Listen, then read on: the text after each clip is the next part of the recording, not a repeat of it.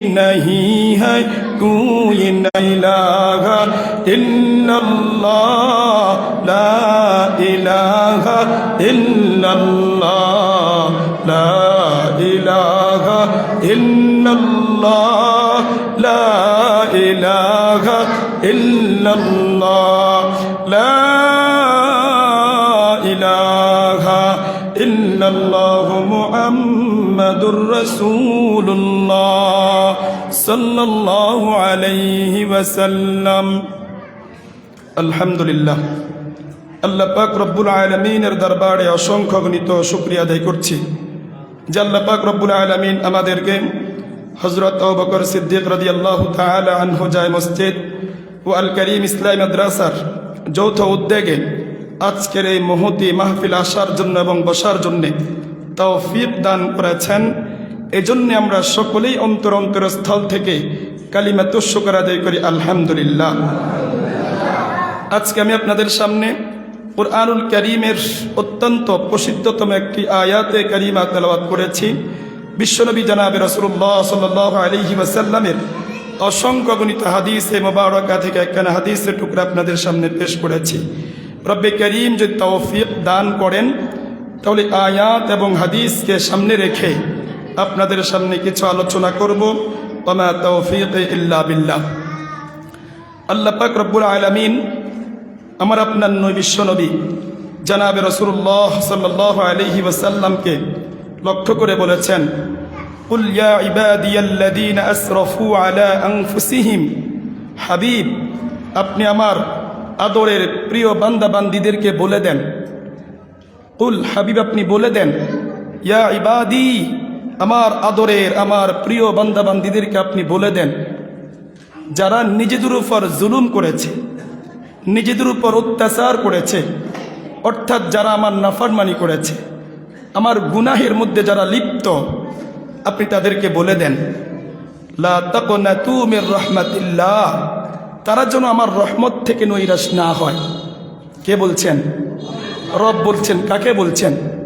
আমার আপনার বিশ্বনবী জনাবে রাসূলুল্লাহ সাল্লাল্লাহু আলাইহি ওয়াসাল্লামের মাধ্যমে উম্মতদেরকে বলাচ্ছেন যে আমার বান্দা বান্দি, তোমরা অনেক অপরাধ করেছ, গুনাহ করেছ, আমার রহমতের তো শেষ নাই, আমার রহমত থেকে তোমরা নৈরাশ হইও না। ইন্নাল্লাহা ইয়াগফিরুদ যুনুবা জামিআ।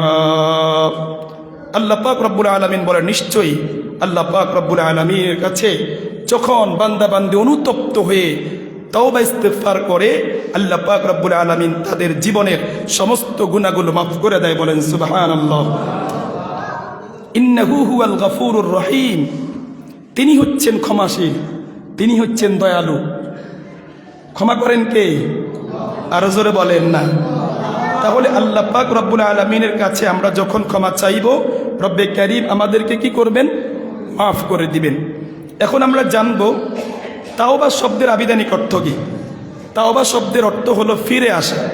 কার দিকে ফিরে আসা? বলেন, রবের কাছে ফিরে আসা। বান্দা যখন গুনাহ করে তখন বান্দা রব থেকে দূরে সরে যায়। বান্দা যত গুনাহ করে, যত গুনাহ করবে বান্দা, তত বেশি বান্দা রব থেকে দূরে সরবে। রব থেকে কি সরবে? দূরে সরবে। কেন? গুনাহটা হচ্ছে অন্ধকার। গুনাহ কি বলেন? অন্ধকার। তখন মানুষ অন্ধকারের মধ্যে নিমজ্জিত হয়ে যায়, সে আর তো নূর পায় না। রবের যে হিদায়াত, এই হেদায়াত থেকে সে বঞ্চিত হয়ে যায়, অন্ধকারের মধ্যে ডুবে থাকে, রব থেকে অনেক দূরে সরে যায়। তো রব্বুল আলামিন তাওবা ইস্তিগফার আমাদের জন্য রেখেছেন।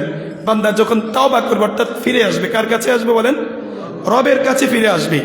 এটা হলো আবিধানিক অর্থ।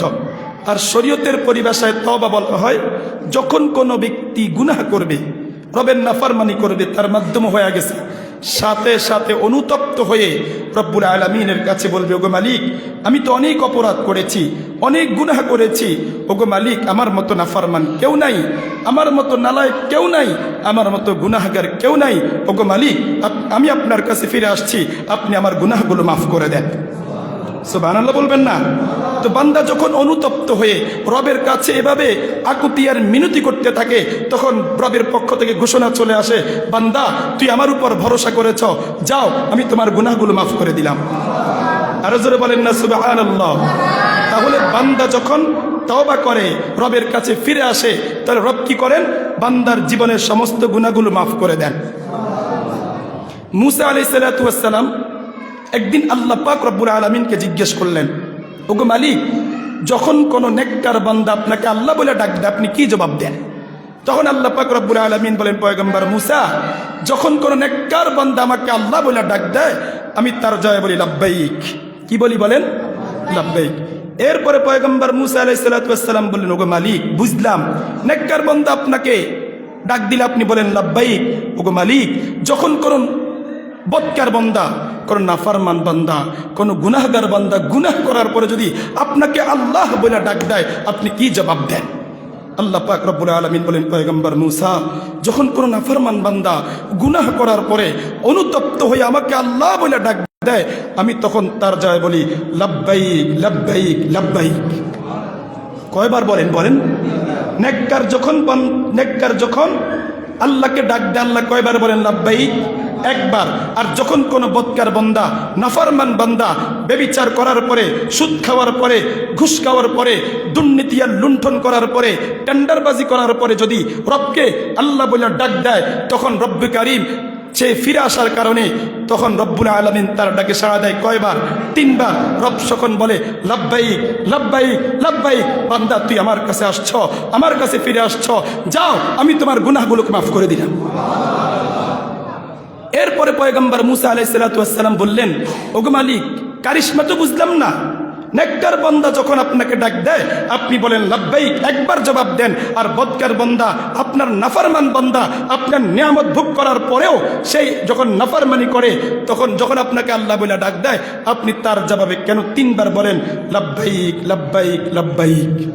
আল্লাহ পাক রব্বুল আলামিন বলেন, ও পয়গম্বর মুসা, আমার নেককার বান্দা তো তার নামাজের উপর ভরসা করে, আমার নেককার বান্দা তার রোজার উপর ভরসা করে, আমার নেককার বান্দা তার কোরআনুল কারীমের উপর ভরসা করে, আমার নেককার বান্দা তার যত নেক আমল আছে, দান সদকা আছে, এগুলোর উপর ভরসা করে।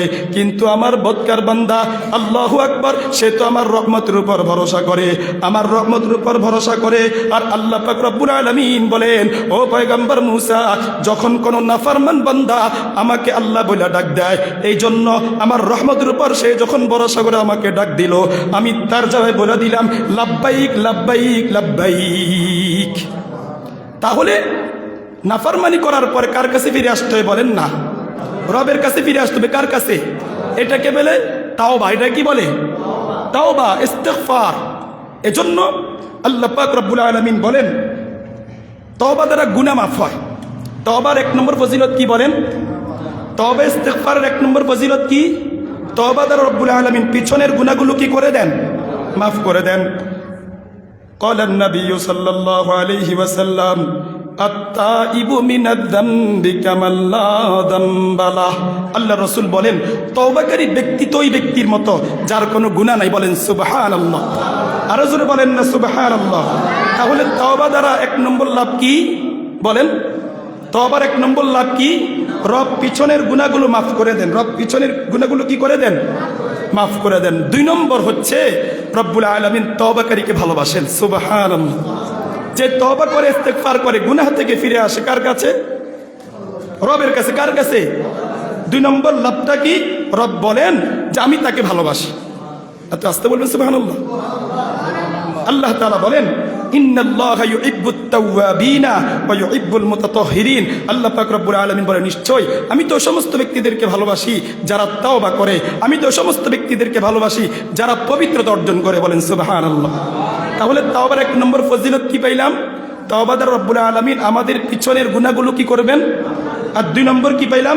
রব্বুল আলামিন আমাদেরকে ভালোবাসবেন। কে ভালোবাসবেন? আমার নেতা ভালোবাসবেন? ইমাম সাহেব ভালোবাসবেন? কার কথা বলছেন? ইন্নাল্লাহা ইউহিব্বুত তাওয়াবিনা ওয়া ইউহিব্বুল মুতাতাহহিরিন। রব্বুল আলামিন তওবাকারীদেরকে ভালোবাসবেন। তাহলে আমরা কি রবের প্রিয় পাত্র হতে চাই না? আমরা কি চাই না আমাদের রব আমাদেরকে ভালোবাসুক? আচ্ছা বলেন না, যখন কোনো ব্যক্তি রবের কাছে প্রিয় হয়ে যাবে তার আর কি কিছু লাগবে? কথা বুঝাইতে পারি নাই। যদি কোনো ব্যক্তি এমপির ঘনিষ্ঠ লোক হয়ে যায়, মন্ত্রীর ঘনিষ্ঠ লোক হয়ে যায়, তখন সার কি দুনিয়ার কোনো ফিকির করা লাগে? সে চিন্তা করে মন্ত্রীর কাছে চাইতে দেরি, মন্ত্রী দিতে দেরি করবে না। যখন মন্ত্রী তাকে ভালোবাসবে, তখন মন্ত্রীর কাছে চাইলে মন্ত্রী তাকে দিবে কি দিবে না?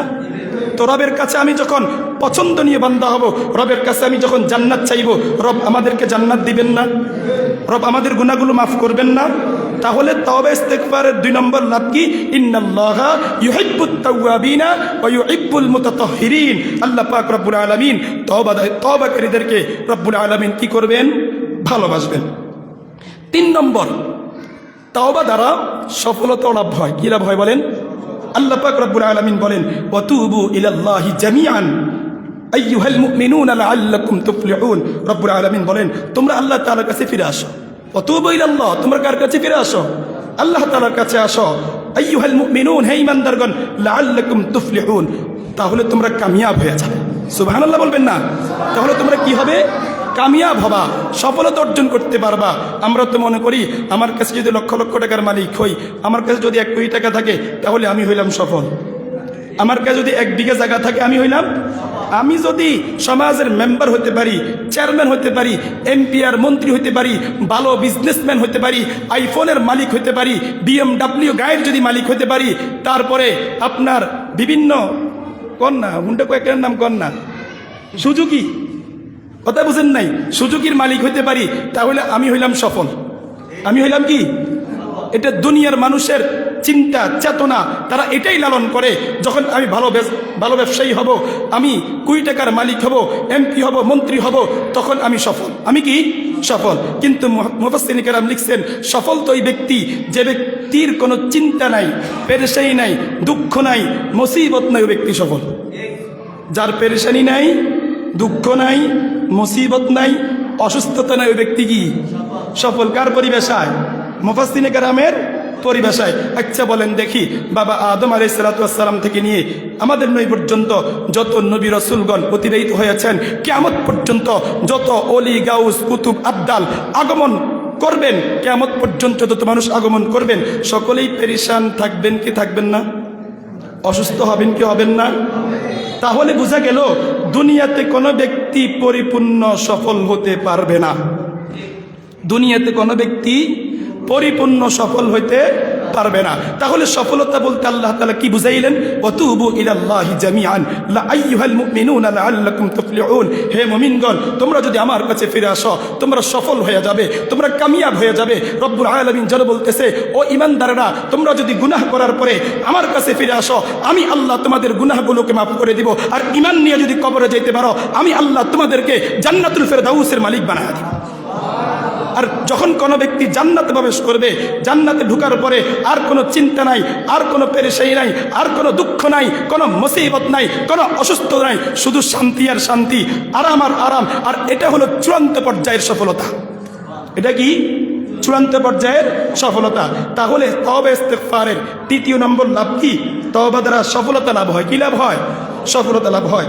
তওবা দ্বারা আল্লাহ পাক রব্বুল আলামিন গুনাহগুলোকে নেক দ্বারা পরিবর্তন করে দেয়।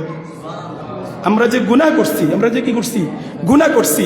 এই গুনাহ তো শুধু মাফ করবেন না তাই না, গুনাহও মাফ করবেন, সাথে সাথে যত গুনাহ করেছি এই গুনাহগুলোকে নেক দ্বারা পরিবর্তন করে দিবেন কে? আল্লাহ তাআলা বলেন, ইল্লা মান তাবা ওয়া আমানা ওয়া আমিলা সালিহা ওয়া আমিলা আমালান সালিহা ফাউলাইকা ইউবাদদিলুল্লাহু সাইয়্যাতিহিম হাসানাত। রব্বুল আলামিন বলেন, ইল্লা মান তাবা, তবে হ্যাঁ, যে ব্যক্তি তওবা করবে, ওয়া আমানা, এবং ঈমান আনয়ন করবে, ওয়া আমিলা আমালান সালিহা, এবং সৎ কাজ করবে, ফাউলাইকা ইউবাদদিলুল্লাহু সাইয়্যাতিহিম হাসানাত, আল্লাহ পাক রব্বুল আলামিন তার গুনাহগুলোকে নেক দ্বারা পরিবর্তন করে দিবেন। বলেন সুবহানাল্লাহ। তাহলে তওবা ইস্তেগফারের 4 নম্বর লাভ হলো, তওবা ইস্তেগফারের মাধ্যমে রব্বি করিম আমাদের গুনাহগুলোকে কি দ্বারা পরিবর্তন করে দিবেন? নেক দ্বারা পরিবর্তন করে দিবেন। আমার গুনাহ যদি আসমান এবং জমিনের মধ্যবর্তী জায়গাকে যদি পরিপূর্ণ করে ফেলে, আমার গুনাহ যদি সাগরের ফেনা পরিমাণ হয়ে যায়, রব্বুল আলামিনের কাছে আমি যখন ফিরে যাব, ওগো মালিক, অনেক গুনাহ করেছি, অপরাধ করেছি, ওগো মালিক, আপনি আমার গুনাহগুলোকে মাফ করে দেন। রব্বুল আলামিন বলবেন, যাও যাও বান্দা, শুধু গুনাহ মাফ করব না তাই না, গুনাহও মাফ করব, এই গুনাহগুলোকে আমি আল্লাহ নেক দ্বারা পরিবর্তন করে দিব। যাও ফেনা পরিমাণ, সমুদ্রের ফেনা পরিমাণ তুমি গুনাহ করেছো, গুনাহ মাফ করব, সমুদ্রের ফেনা পরিমাণ আমি আল্লাহ তোমাকে নেকো দিয়া দিন। তোমার গুনাহ দ্বারা আসমান এবং জমিনের মধ্যবর্তী জায়গা পরিপূর্ণ হয়ে গেছে, যাও তওবা করেছো, ইস্তেগফার করেছো, তোমার গুনাহ মাফ করে দিলাম, আর আসমান এবং জমিনের মধ্যবর্তী জায়গাকে নেক দ্বারা পরিবর্তন করে তোমার আমলনামার মধ্যে উঠাইয়া দিলাম। সুবহানাল্লাহ বলবেন না? তওবা ইস্তেগফারের 5 নম্বর লাভ হলো জান্নাত লাভ হবে। কি লাভ হবে? এটার মাধ্যমে কি পাওয়া যাবে? জান্নাত পাওয়া যাবে। আল্লাহ তাআলা বলছেন, ইয়া আইয়ুহাল্লাযীনা আমানু তুবু ইলাল্লাহি তাওবাতান নাসুহা আসা রাব্বুকুম আন ইউকাফিরা আনকুম সাইয়্যাতিকুম ওয়া ইউদখিলাকুম জান্নাতিন তাজরি মিন তাহতিহাল আনহার ইয়াওমা লা ইউখজিল্লাহুন নাবিয়্যা ওয়াল্লাযীনা আমানু মা'a নূরুহুম ইয়াসআ বাইনা আইদিহিম ওয়া বিআইমানিহিম ইয়াকুলুনা রাব্বানা আতমিম লানা নূরানা ওয়াগফির লানা ইন্নাকা আলা কুল্লি শাইইন কাদির। আল্লাহ পাক রব্বুল আলামিন বলেন, ইয়া আইয়ুহাল্লাযীনা আমানু, হে ঈমানদারগণ, হে বিশ্বাসীগণ, তুবু ইলাল্লাহি তাওবাতান নাসুহা, তোমরা আল্লাহ পাক রব্বুল আলামিনের কাছে খাঁটি তওবা করো। তওবা করার মতো তওবা করো, এমন ভাবে তোমাদেরকে তওবা করতে হবে অতীতে যত গুনাহ করেছো অনুতপ্ত হইতে হবে। ওগো মালিক, অতীতে অনেক নাফরমানি করেছে, আর নাফরমানি করব না। অনুতপ্ত হইয়া আপনি ভবিষ্যতের জন্য কি করবেন? অঙ্গীকার করবেন, ওগো মালিক ভবিষ্যতে আর এমন গুনাহ করব না। এইভাবে আপনি যখন তওবা ইস্তেগফার করবেন, আল্লাহ পাক রব্বুল আলামিন বলেন, ইয়া আইয়ুহাল্লাযীনা আমানু তুবু ইলাল্লাহি তাওবাতান নাসুহা। আল্লাহ পাক রব্বুল আলামিন বলেন, হে ঈমানদারগণ, হে বিশ্বাসীগণ, তোমরা যদি খাঁটি তওবা করতে পারো, আসা রাব্বুকুম আন ইউকাফিরা আনকুম সাইয়্যাতিকুম, আল্লাহ পাক রব্বুল আলামিন তোমাদের গুনাহগুলোকে maaf করে দিবেন। ওয়া ইউদখিলাকুম জান্নাতিন তাজরি মিন তাহতিহাল আনহার, আল্লাহ পাক রব্বুল আলামিন আমাদেরকে জান্নাতে প্রবেশ করাবেন। তাহলে তওবা ইস্তেগফারের 5 নম্বর ফজিলত হইল যে যত বেশি তওবা করবে তার জান্নাতটা তত বেশি দামি হবে, তার জান্নাতটা তত বেশি সাজসজ্জাশীল হবে। আওয়াজ দিয়া বলেন ঠিক কি ঠিক না? আচ্ছা বলেন না, ঘরের মধ্যে যে যত বেশি টাকা খরচ করে তার ঘরটা তত বেশি কি হয়? কোন সুন্দর হয়? কথা কন না? 50 লাখ টাকা যদি খরচ করে বাড়িটা কেমন হইব? এর চাইতে যদি কোনো ব্যক্তি 1 কোটি টাকা দিয়ে ঘর করে, 2 কোটি করলে আরো সুন্দর না? তো তওবা ইস্তেগফার কম করবেন না বেশি করবেন? আরো জোরে বলেন। বেশি কেন করবেন? হুজুর তওবা করলে তো মাফ, ইস্তেগফার করলে তো মাফ, তো বেশি কেন করবেন? করলে তো হইল না। আপনি তওবা যত বেশি করবেন, জান্নাতে আপনার মর্যাদা তত বেশি বাড়তে থাকবে। আপনি রব্বুল আলামিনের কাছাকাছি তত বেশি যেতে পারবেন, রব্বুল আলামিনের খাস বান্দা তত বেশি হতে পারবেন। তত বেশি কি? আরে ভাই, এমপির পিছনে আপনি যত বেশি ঘুরবেন তত বেশি এমপি আপনাকে কাছে টানবে। কথা কয় না? কথা কন না? আপনি যত বেশি চেয়ারম্যানের খেদমত করবেন, চেয়ারম্যানের পিছনে থাকবেন, চেয়ারম্যান তত বেশি আপনাকে লাইক করবে। কথা কন না? তাহলে আপনি যত বেশি তওবা করবেন, যত বেশি ইস্তেগফার করবেন, তত বেশি রব্বুল আলামিনের কাছে আপনি প্রিয় বান্দা হবেন, প্রিয় বান্দি হবেন, আপনার জান্নাতটা তত বেশি সাজাবে। কথা বুঝাইতে পারি নাই? আল্লাহ রাসূল সাল্লাল্লাহু আলাইহি ওয়াসাল্লাম নামাজ পড়তে পড়তে পা মোবারক ফুলে যেত। সাহাবায়ে কেরাম বলতো, ওগো আল্লাহর নবী, এত নামাজ পড়ার কি দরকার? এত ইস্তেগফার করার দরকার কি? আপনার তো কোনো গুনাহ নাই, আসেনি? নবীদের কোনো গুনাহ আসেনি? তো নবীদের তো কোনো গুনাহ নাই, আপনার গুনাহ নাই, সব গুনাহ মাফ। তারপর আপনি প্রতিদিন 100 বার ইস্তেগফার করেন, 100 বার তওবা করেন, সারাদিন নামাজ, সারা রাত নামাজ, জিকির, তাওয়াতে তাবলীগের কাজ, এত কিছু করার দরকার আসেনি? কম করলে হয় না? পা মোবারক ফুলে গেছে। আল্লাহ রাসূল বলেন, তোমরা কি চাও না যে আমি বেশি না আমল নিয়ে আল্লাহ তাআলার কাছে হাজির হব? তোমরা কি চাও না আমার মর্যাদা রবের কাছে আরো বেশি বাড়তে থাকবে? সুবহানাল্লাহ বলবেন না? তাহলে তওবা ইস্তেগফারের মাধ্যমে রব্বুল আলামিন আমাদেরকে কি দান করবেন? জান্নাত দান করে দিবেন। এরপরে 6 নম্বর, তওবা এবং ইস্তেগফার দ্বারা আল্লাহ পাক রব্বুল আলামিন দুনিয়াতে স্বাচ্ছন্দ্যবোধ জীবন আল্লাহ তাআলা দান করে দিবেন। আল্লাহ পাক রব্বুল আলামিন বলেন, وأن استغفروا ربكم ثم توبوا إليه يمتعكم متاعا حسنا إلى أجل مسمى। আল্লাহ পাক রব্বুল আলামিন বলেন, আমরা যখন তওবা করব, ইস্তেগফার করব, এই তওবা ইস্তেগফারের কারণে আল্লাহ পাক রব্বুল আলামিন আমাদেরকে সুন্দর জীবন দান করে দিবেন। স্বাচ্ছন্দ্যবোধে আপনি জীবন উপভোগ করতে পারবেন। সুন্দরভাবে আপনি জীবন পরিচালনা করতে চান কি চান না? আপনার জীবনটা একটু ভালো যাক, আপনার জীবনটা একটু সুন্দর মতো পরিচালনা হোক, আমরা চাই কি চাই না? তাহলে কি করতে হবে? তওবা ও ইস্তেগফার করতে হবে। তওবা ইস্তেগফারের 7 নম্বর ফজিলত হলো তওবা ইস্তেগফার দ্বারা প্রয়োজনের সময় আল্লাহ তাআলা বৃষ্টি দান করে দিবেন। বলেন সুবহানাল্লাহ। আল্লাহ পাক রব্বুল আলামিন বলেন, ওয়া কওমি ইস্তাগফিরু রাব্বাকুম সুম্মা তুবু ইলাইহি ইউরসিলিস সামাআ আলাইকুম মিদরারা ওয়া ইয়াজিদুকুম কুওয়াতান ইলা কুওয়াতিকুম। আল্লাহ পাক রব্বুল আলামিন বলেন, হযরতে হুদ আলাইহিস সালাতু ওয়াস সালাম তিনার কওমকে লক্ষ্য করে বলেছে, আমার কওম তোমরা তওবা করে ইস্তেগফার করো, তাহলে আল্লাহ পাক রব্বুল আলামিন তোমাদের জন্য আসমান থেকে মুষালধারে বৃষ্টি কি করবেন? বর্ষণ করবেন। তার মানে আল্লাহ তাআলা কি বুঝাইলেন? আমরা যখন তওবা করব, আমাদের যখন যা প্রয়োজন হবে রব্বি কারীম তখন তাই দান করে দিবেন। বলেন সুবহানাল্লাহ। বিশ্ববিখ্যাত মুহাদ্দিস হযরত আব্দুল্লাহ ইবনুল মুবারক রাহমাতুল্লাহি আলাইহি, তিনার কাছে একজন মানুষ এসে বলল যে, হযরত আমার সন্তান হয় না, আপনি আমাকে একটা আমল দেন। হযরত আব্দুল্লাহ ইবনুল মুবারক রাহিমাহুল্লাহ বললেন, যাও তুমি ইস্তেগফার করো। যাও তুমি কি করো? আবার কিছু মানুষ এসে বললেন, হযরত আমাদের তো বৃষ্টি বন্ধ হয়ে গেছে, অনাবৃষ্টিকর মানুষ কষ্ট পাইতেছে, আপনি বৃষ্টির জন্য দোয়া করেন।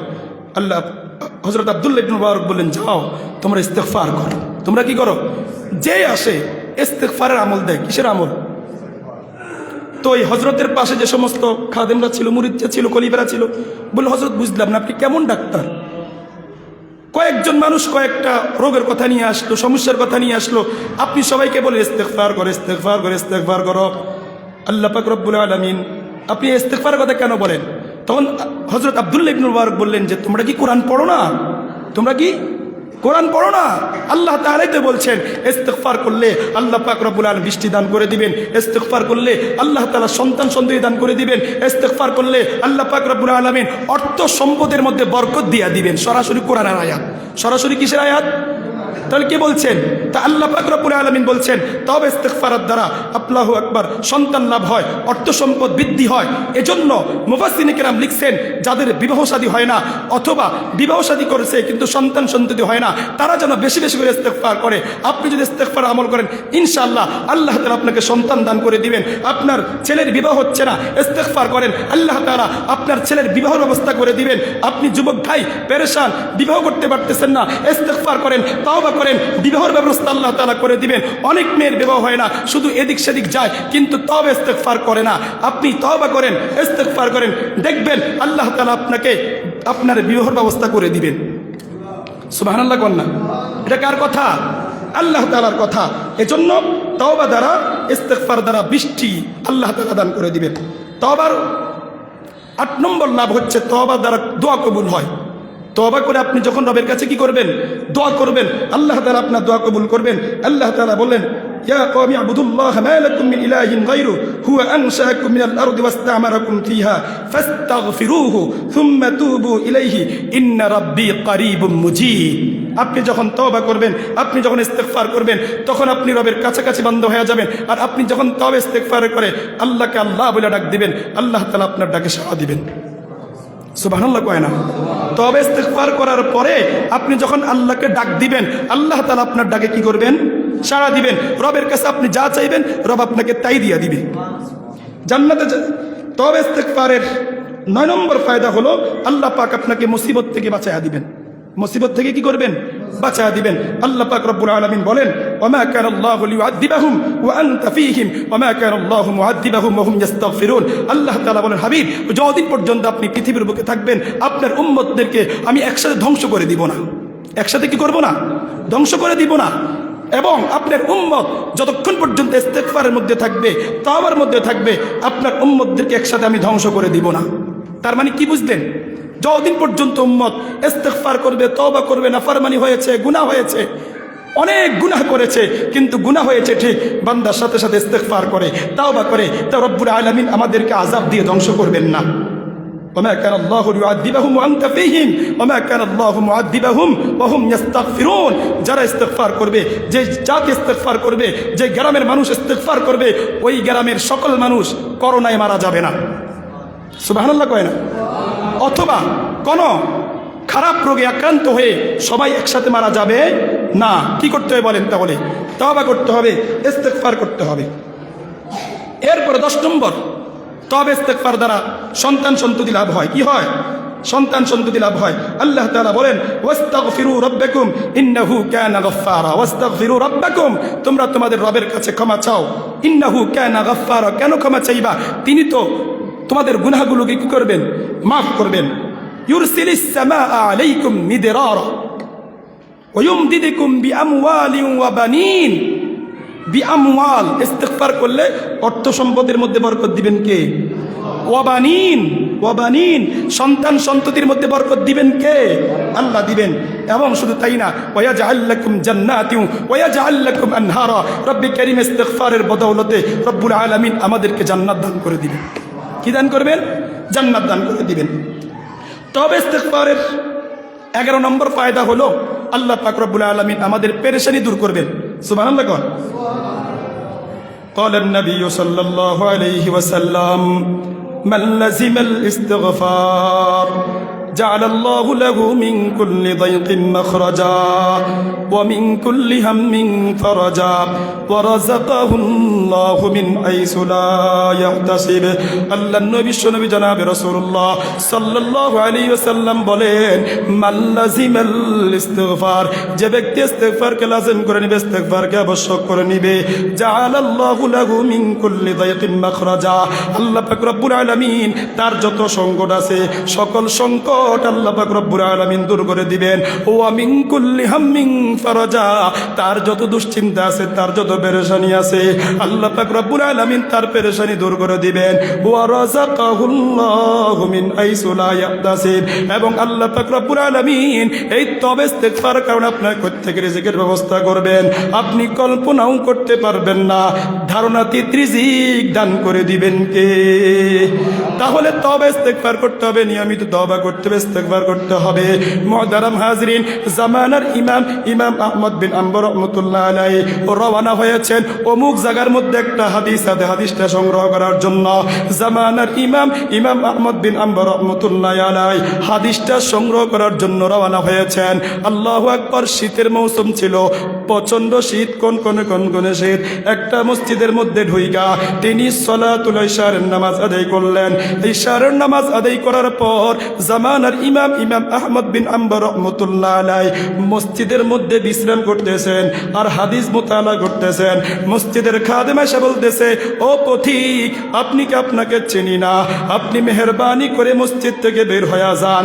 জামানার ইমাম আহমদ বিন আম্বর রাহমাতুল্লাহ আলাইহি যুবককে ডাক দিয়ে বলে, খাদেমকে ডাক দিয়ে বলে, ও খাদেম, আমি এই মসজিদের মধ্যে সালাতুল ইশারের নামাজ আদায় করেছি, ফজরের নামাজ পড়ে আমি আমার গন্তব্য দিকে রওনা হব।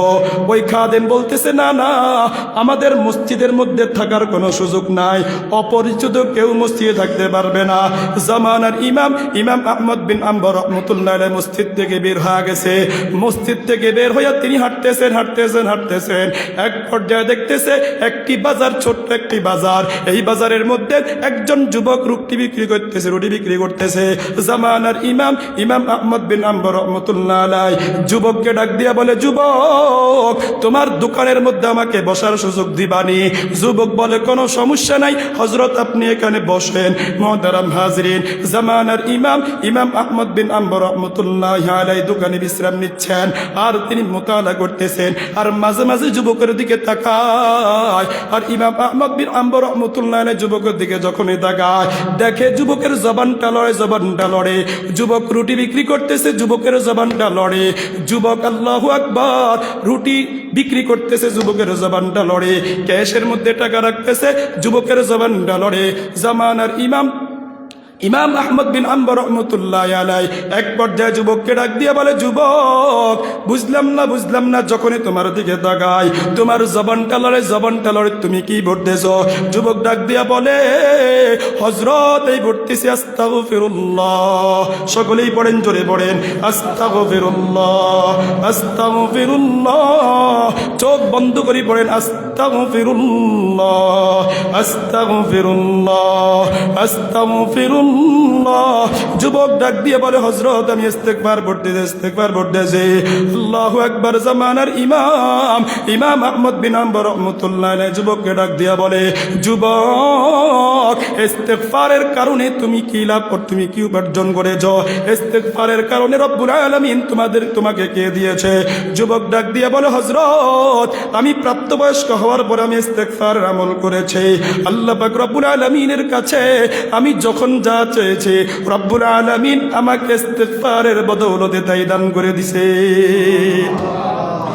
এরপরে যুবক ডাক দিয়ে বলে, হযরত আমার যত আশা ছিল, যত আকাঙ্ক্ষা ছিল, আল্লাহ পাক রব্বুল আলামিন সকল আকাঙ্ক্ষা পূরণ করছেন, কিন্তু একটা আকাঙ্ক্ষা এখনো বাকি আছে, সেটা এখনো পূরণ হয় নাই।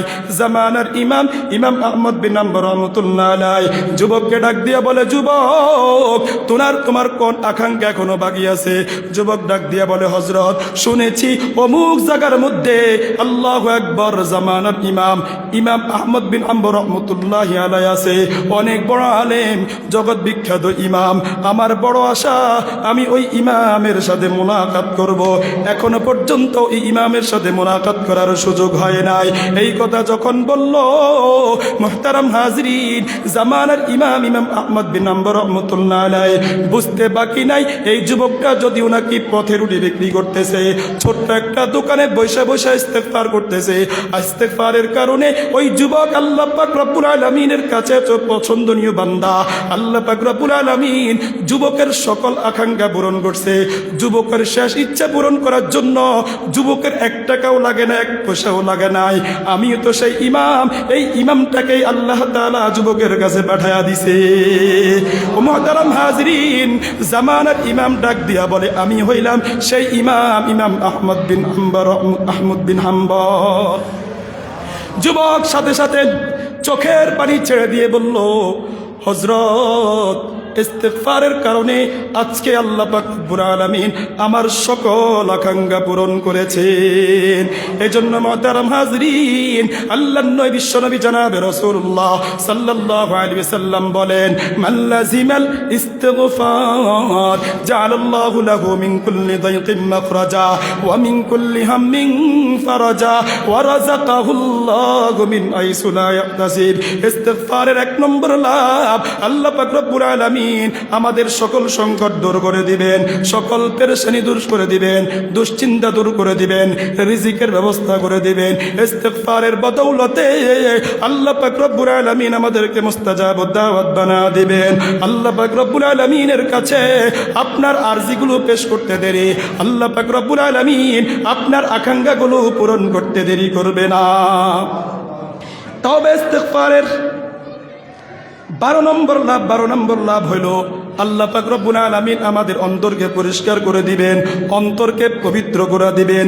আল্লাহর নবী বিশ্বনবী জনাবে রাসূলুল্লাহ সাল্লাল্লাহু আলাইহি ওয়াসাল্লাম বলেন, যখন কোন ব্যক্তি গুনাহ করে নাফরমানি করে, তখন তার অন্তরের মধ্যে একটি কালো দাগ পড়ে যায়। আবার যখন গুনাহ করে আরেকটি কালো দাগ পড়ে যায়, আবার যখন গুনাহ করে আরেকটি কালো দাগ পড়ে যায়।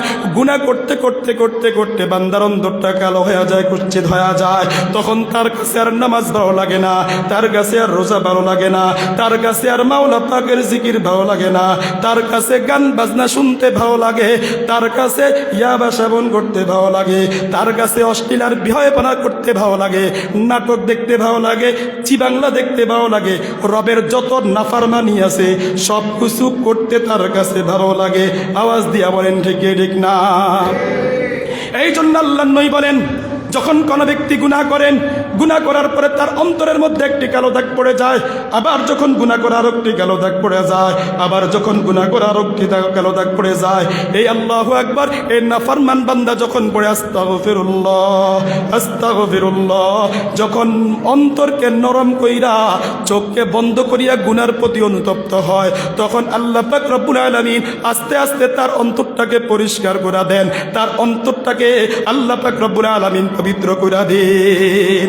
এই জন্য ইস্তেগফার বেশি বেশি করতে হবে, তাওবা বেশি বেশি করতে হবে, আল্লাহ পাক রব্বুল আলামিনের জিকির বেশি বেশি করে করতে হবে। আল্লাহ পাক রব্বুল আলামিন বলেন, ইয়াউমা লা ইয়ানফাউ মালুন ওয়ালা বানুন ইল্লা মান আতাল্লাহা বিকলবিন সালিম। আল্লাহ পাক রব্বুল আলামিন বলেন, আল্লাহু আকবার, কিয়ামতের ময়দানে অর্থ সম্পদ কাজে আসবে না, সন্তান সন্ততি কাজে আসবে না, তবে যেই ব্যক্তি পরিশুদ্ধ একটা অন্তর নিয়ে কবরে যাইতে পারবে, ওই ব্যক্তিকে আল্লাহ পাক রব্বুল আলামিন জান্নাত দান করে দিবেন। এই অন্তর, আমার অন্তর আছে না, এই অন্তরটাকে পরিষ্কার রাখতে হবে, পবিত্র রাখতে হবে। এই অন্তরটা পরিষ্কার কখন হয়, পবিত্র কখন হবে? যখন আপনি বেশি বেশি করে মাওলা পাকের জিকির করেন। সকলেই পড়েন লা ইলাহা ইল্লাল্লাহ, লা ইলাহা ইল্লাল্লাহ, লা ইলাহা ইল্লাল্লাহ, লা ইলাহা ইল্লাল্লাহ, লা ইলাহা ইল্লাল্লাহ। চোখ বন্ধ করেন, লা ইলাহা ইল্লাল্লাহ, লা ইলাহা ইল্লাল্লাহ, লা ইলাহা ইল্লাল্লাহ, লা ইলাহা ইল্লাল্লাহ।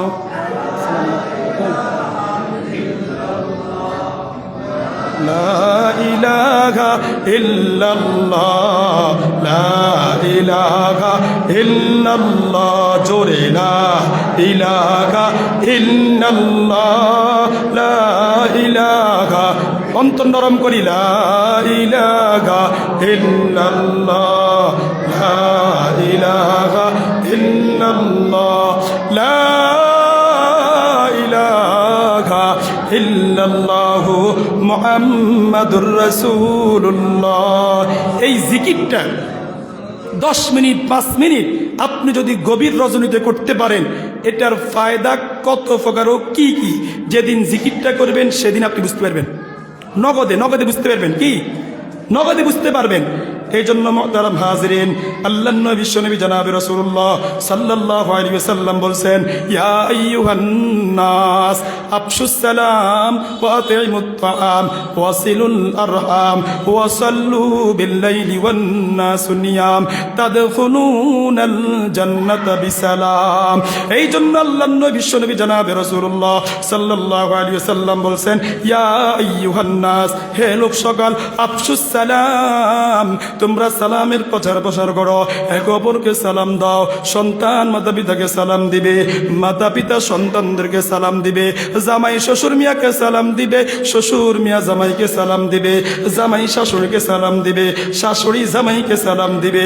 এই জন্য আল্লাহর নবী বিশ্বনবী জনাবে রাসূলুল্লাহ যখনই ছোট ছোট বাচ্চাদেরকে দেখতেন, আল্লাহর রাসূল বলতেন, আসসালামু আলাইকুম ওয়া রাহমাতুল্লাহি ওয়া বারাকাতুহু। এই জন্য 1 নম্বর সালামের প্রচার প্রসার করা, 2 নম্বর ওয়াতাইমুত তাআম, আত্মীয় স্বজন পাড়া প্রতিবেশী যারা আছে, দিন মাসে অসহায় আছে, অনাথ আছে, তাদেরকে খানা খাওয়ানো।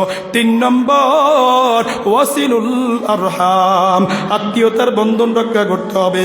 4 নম্বর ওয়াসাল্লু বিল্লাইলি ওয়ান নাসু নিয়াম, যখন সমস্ত মানুষ যখন ঘুমের মধ্যে বিভোর থাকবে, আপনি 2-4 রাকাত তাহাজ্জুদের নামাজ পড়িয়া মাওলা পাকের জিকির করবেন।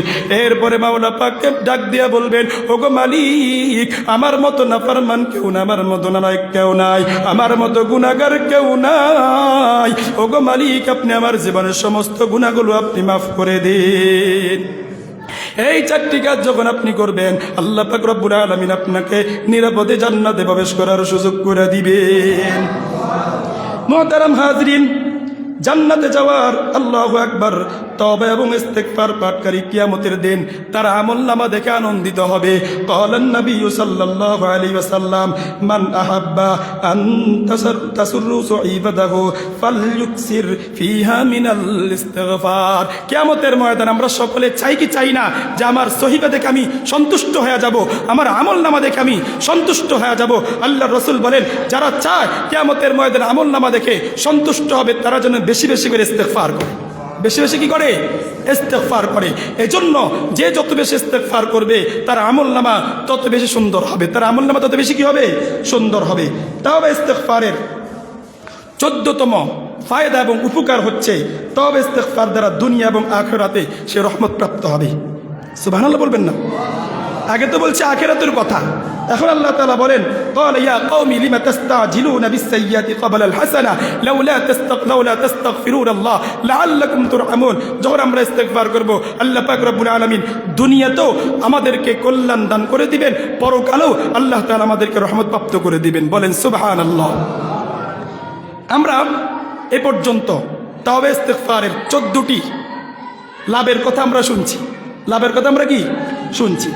এখন আপনি যে তওবা করবেন, ইস্তিগফার করবেন, বিনা শর্তে পাস, বিনা শর্তে রব কবুল করবেন। আর কথা বুঝতে পারেন? কথা বুঝছেননি? এতক্ষণ তো ফায়দা শুনছেন, তওবা করলাম আস্তাগফিরুল্লাহ, গুনাহ মাফ। না, শর্ত আছে। কি আছে?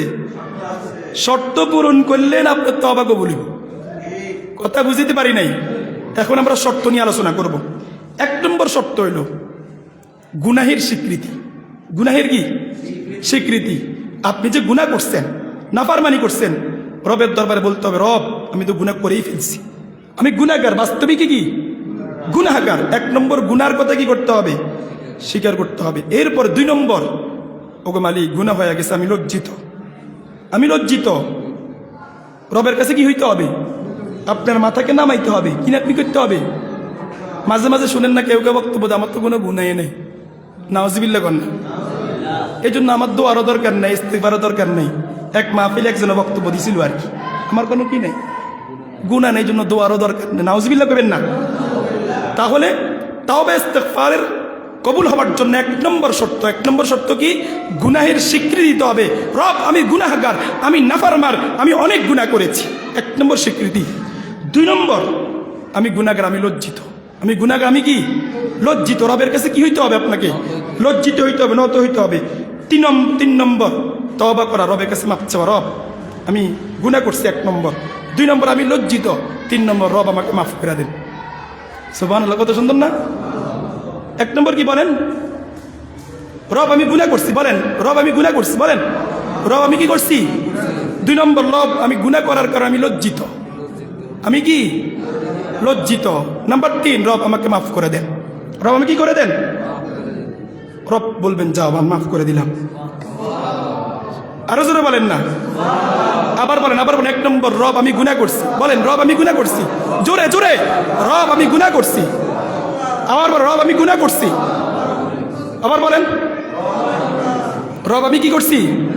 রব আমি লজ্জিত, রব আমি কি রব আমাকে মাফ করে দেন। জোরে বলেন রব আমাকে মাফ করে দেন। এবার রব্বুল আলামিন বলবেন যাও মাফ করে দিলাম।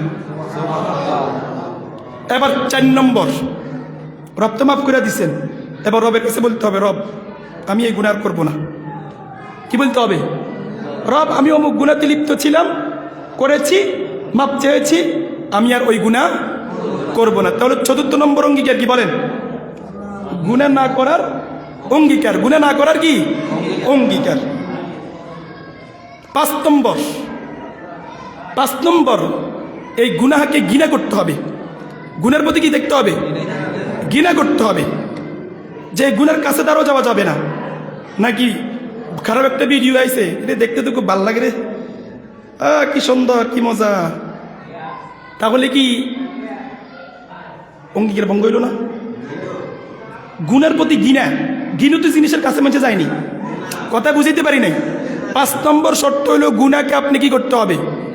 ঘৃণা করতে হবে। কি করতে হবে? ঘৃণা করতে হবে। তার মানে কি এই গুনার ঠেকলে এটার থেকে দূরে, আমি এটার সাথে নাই। মোবাইল চালাইতেছে নাটক চলে আসলো, কি করতে হবে? গো গো বাদ বাদ বাদ বাদ। একটা কোরআন কারীমের তেলাওয়াত আসছে, কারি সাহেব তেলাওয়াত করতেছে, এখন কি করতে হবে? না এখন হালা দিতে হবে, এটা সাউন্ড যেত না, এটা কি? তার মানে আপনি এটারে পছন্দ করেন না। কিন্তু এখন যদি অশ্লীল ভিডিও গিয়ে হ্যাঁ এটা দিতে হবে শেয়ার, এটা নিজে দেখতে হবে। কি করতে হবে? তাহলে বলেন ফেসবুক চালাইতেছেন, বলেন ফেসবুক আমি কি করছি? বলেন আমি চালাইতেছি, অশ্লীল ভিডিও আসলো, কি করবো? বাদ বাদ। কি একটা ওয়াজ আসছে, তিলাওয়াত আসছে, গজল আসছে, শেয়ার দিতে হইব, দেখতে হইব, সামু। কথা ঠিক নেই? তাহলে 5 নম্বর গুনাহকে ঘৃণা করতে হবে। গুনাহ কি করতে হবে? 6 6 নম্বর, কারো হক নষ্ট করা যাবে না। কারো হক নষ্ট করা যাবে না। যারা হক পাবে তাদের হক দিয়ে দিতে হবে। আপনি চুরি করে কারো পেয়ারা খাইছেন, কারো 100 টাকা চুরি করছেন, কারো সম্পদ লুণ্ঠন করছেন, রব তো রবের যেগুলা হক এগুলা মাফ করে দিবেন। নামাজ পড়েন নাই, রোজা রাখেন নাই, এগুলা কার হক? রবের হক, রব মাফ করে দিবেন। আপনি তো আরেক ব্যক্তির জায়গা মারি দিছেন, জমিন মারি দিছেন, হক নষ্ট করছেন, তার হক তাকে ফিরিয়ে দিতে হবে। তার হক কি করতে হবে? আল্লাহটা আল্লাহ মাফ করবে, বান্দারটা বান্দা যতক্ষণ মাফ করবেন না ততক্ষণ মাফ পাওয়ার সুযোগ নাই। কথা কয় না? মাফ পাওয়ার কি নাই? তাহলে 6 নম্বর কি? 6 নম্বর কি বলেন? কার হক নষ্ট করা যাবে না। 7 নম্বর, অন্তরে আশা রাখতে হবে। অন্তরে কি করতে হবে?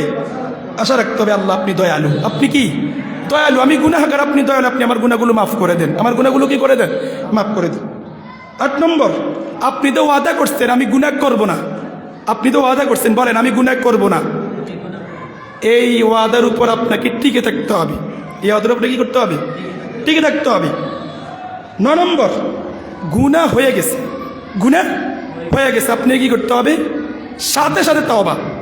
গুনাহ হয়ে গেছে, সাথে সাথে কি? তওবা। এমন যেও না হয় গুনাহ করতে আসি, এটাই করতেছি এটাই করতেছি না। গুনাহ হয়ে গেছে, সাথে সাথে কি করতে হবে? তওবা করতে হবে। 10 নম্বর, তওবাটা হইতে হবে আন্তরিকতার সাথে, আন্তরিকভাবে খুলুসিয়তের সাথে। এমনি দোয়ানে বই আস্তাগফিরুল্লাহ, সবিস আস্তাগফিরুল্লাহ। নাটক দেয় কি কয়? আস্তাগফিরুল্লাহ। চোখ কিন্তু নামায় না। মুরব্বী কিন্তু নাটকে দেয়, নাটক দেখতে দেখতে খারাপ একটা সিনারি আইছে, ছবি দেখতে দেখতে খারাপ একটা আস্তাগফিরুল্লাহ, কিন্তু সান কি দেন? বাদ দেন। এই আস্তাগফিরুল্লাহর কোনো ফায়দা আছে না। তাহলে তওবা ইস্তেগফার কবুল হওয়ার জন্য শর্ত কয়টা? আবার বলেন কয়টা? তওবা ইস্তেগফারের ফজিলত কয়টা? 14টা। তওবা ইস্তেগফারের ফজিলত কয়টা? আবার বলেন তওবা ইস্তেগফারের ফজিলত কয়টা? এই 14টা ফজিলত পাইতে হইলে, আরে ভাই এটা তো আমার লিখিত কিতাব। এটা কার লিখিত কিতাব? এটাই কিতাবটা আমি সংকলন করছি, এখান থেকে আমি কোনোদিন বয়ান করি না, বলিব না, আজকে খেয়াল করছি করুন। তা আমি না 14টা সংগ্রহ করছি, এই 14টার বাইরে আর নাই। কথা কয় না?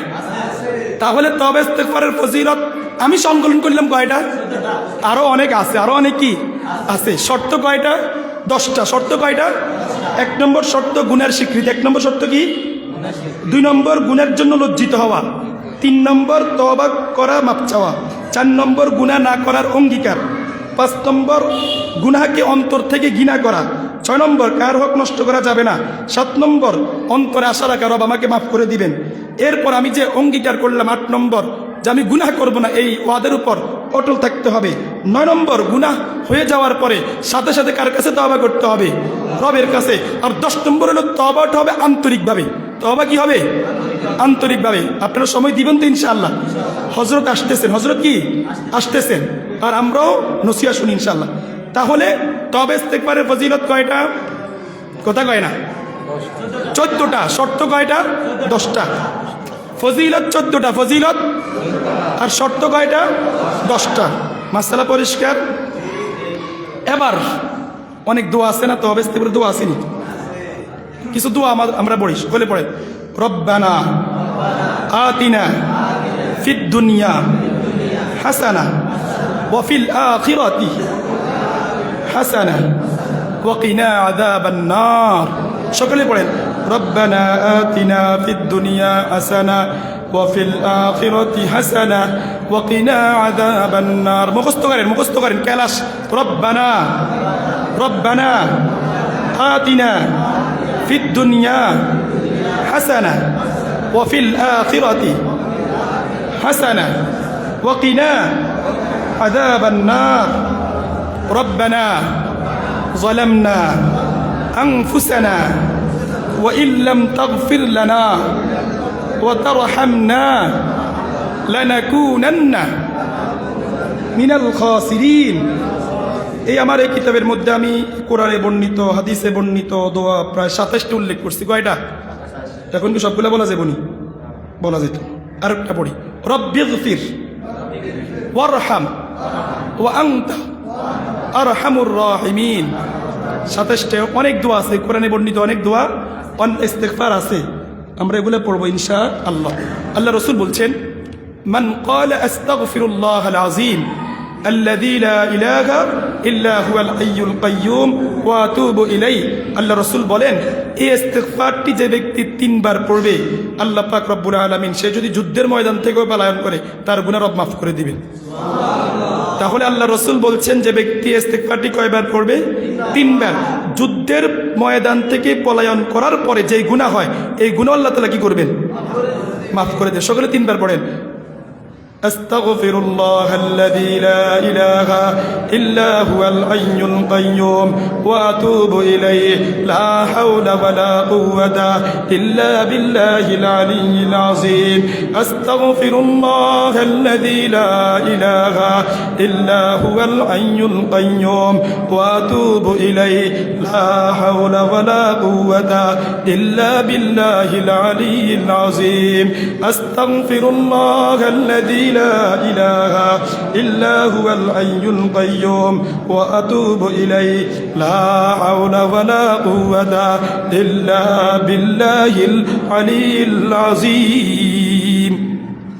এবার সংক্ষেপে তাওবা ইস্তিগফার দ্বারা কি কি লাভ হইতে পারে আরো সংক্ষেপে বলবো, মুখস্থ করবেন তো ইনশাআল্লাহ। তাওবা ইস্তিগফারের উপকারিতা সংক্ষিপ্ত আকারে। 1 নম্বর, তাওবা ইস্তিগফার দ্বারা গুনাহ মাফ হয়। সকলে বলেন 1 নম্বর, তাওবা ইস্তিগফার দ্বারা গুনাহ মাফ হয়। সকলে বলেন তাওবা ইস্তিগফার দ্বারা কি মাফ হয়? সকলেই বলেন, সকলে বলেন তাওবা ইস্তিগফার দ্বারা গুনাহ মাফ হয়। 2 নম্বর, তাওবা ইস্তিগফার দ্বারা আল্লাহ তাআলার ভালোবাসা লাভ হয়। 2 নম্বর, তাওবা ইস্তিগফার দ্বারা আল্লাহ তাআলার ভালোবাসা লাভ হয়। 3 নম্বর, তাওবা ইস্তিগফার দ্বারা সফলতা লাভ হয়। 4 নম্বর, তাওবা ইস্তিগফার দ্বারা গুনাহগুলো নেকি দ্বারা পরিবর্তন হয়ে যায়। 6 নম্বর, তাওবা ইস্তিগফার দ্বারা দুনিয়াতে জীবন উপকরণ লাভ হয়। 7 নম্বর, তাওবা ইস্তিগফার দ্বারা শক্তি বৃদ্ধি হয়। 9 নম্বর, তাওবা ইস্তিগফার দ্বারা দোয়া কবুল হয়। সকলে বলেন তাওবা ইস্তিগফার দ্বারা দোয়া কবুল হয়। 10 নম্বর, তাওবা ইস্তিগফার দ্বারা আল্লাহ তাআলার আযাব থেকে, রাগ থেকে বাঁচা যায়। 11 নম্বর, তাওবা ইস্তিগফার দ্বারা দুনিয়াতে আখিরাতে আল্লাহ তাআলা মুসিবত থেকে, বিপদ থেকে বাঁচায়া দেন। এইভাবে অনেকগুলো লাভ আছে। অনেকগুলো কি আছে? লাভ আছে। তাহলে আমাদের কি করতে হবে? আমরা কি পাইলাম? আজকের আলোচনার সর্বশেষ কি পাইলাম বলেন? রবের কাছে ফিরে যেতে হবে। কার কাছে? সকলে বলেন কার কাছে ফিরে যেতে হবে? এমনি একদিন জান লাগবো নাকি? একদিন জান লাগবো নি? আমরা কি একদিন ছিলাম? একদিন ছিলাম, এখন আবার যেতে হবে নি? কার কাছে? কার কাছে? আল্লাহ তাআলা বলছেন, আফাহাসিবতুম আন্নামা খালাকনাকুম আবাসান ওয়া আন্নাকুম ইলাইনা লা তুরজাউন। আমাদেরকে কার কাছে যেতে হবে? কার কাছে? রবের কাছে যেতে হবে। আমরা দুনিয়াতে ছিলাম না, এখন আছি, আবার থাকবো না। এই দুনিয়া থেকে আমাদেরকে যেতেই হবে। এখন আমরা মৃত্যু দিয়ে গাফিল থাকবো? আমাদের অবস্থা কি? যে মৃত্যু একদম কাছে এলে কয় হুজুরে ডাকেন, হুজুরে ডাকেন, তওবা করে হুজুর আসছে। আল্লাহ তাআলা আমাদেরকে আমল করার তৌফিক দান করুন। সকলে বলি আমিন। আলহামদুলিল্লাহ, হযরত চলে আসছেন।